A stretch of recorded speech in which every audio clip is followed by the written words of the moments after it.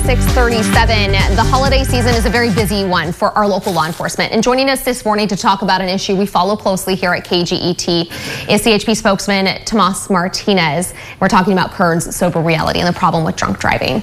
Good morning. Thank you so much for coming in this morning. We appreciate it. Good morning. Thanks for having me. So let's talk about the numbers from the most recent maximum enforcement period over Christmas. Those were some pretty staggering numbers. Tell us, about the arrests made across Kern County.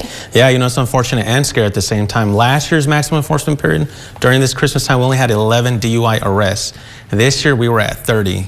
So that's significantly higher, and it is, again, scary, but it also shows that our officers are out there working hard. Okay, and then what does that also compare to year over year? I mean, we know from last year, is this an anomaly? Are we seeing a bigger problem across the county as a whole? We are starting to see an increase. Right before COVID, we did have high numbers. During COVID time, it started, declining, but as of last year, we are seeing higher numbers now, so those numbers are increasing. Okay, and then you guys are obviously not done yet. The maximum enforcement period is going to continue and probably ramp up as we go into New Year's weekend. Yeah, definitely. New Year's weekend will be a lot busier for us. We will start a maximum enforcement period starting tomorrow, Friday at 6 p.m.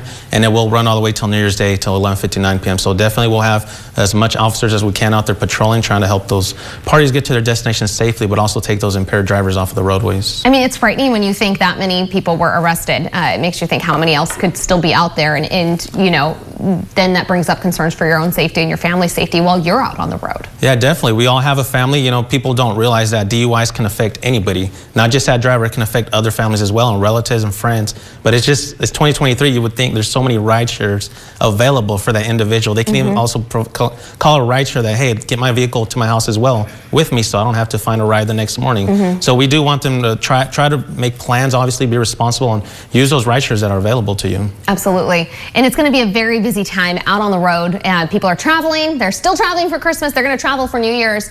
What do you want people to do before they hit the road? Yeah, it's nonstop. Please just plan, prepare. Talk with your family members maybe before you leave the door. Hey, I'll be here at this time. Make sure your vehicle is fully gassed up, your cell phone is fully charged. You'd be surprised how many people are disabled on the roadways. They don't have gas, they don't have any cell phone battery charging or anything like that. So just prepare. Make sure your windshield wipers are working, your tires have the right air pressure as well, coolant and your radiator, everything's perfect, and just want you to get there safely and on time as well. So important, and when people get into, maybe have a flat tire or get into some sort of minor crash, I know moving well off the roadway and being safe on a highway is really important. We've had some really devastating crashes recently where people were on the side of the road and then that led to a further tragedy. Yes, definitely. I think people need to realize that if you have a flat tire and you're involved in a crash and your vehicle is drivable, you're still safer off of the freeway or a highway. You're safer trying to drive that vehicle as far as you can, maybe to a parking lot. If it's dark, a well-lit parking lot. But somewhere safer off of the freeway, because yes, you're talking about vehicles that are still going. Not everyone drives the speed limit, 65, 70 miles per hour, so it can still be very dangerous if you just pull over on the right. We want everyone to have a very safe end to 2023 and a start to the new year as well. So thank you so much for coming in this morning. We appreciate it. Thank you for having me. Happy New Year. Happy New Year.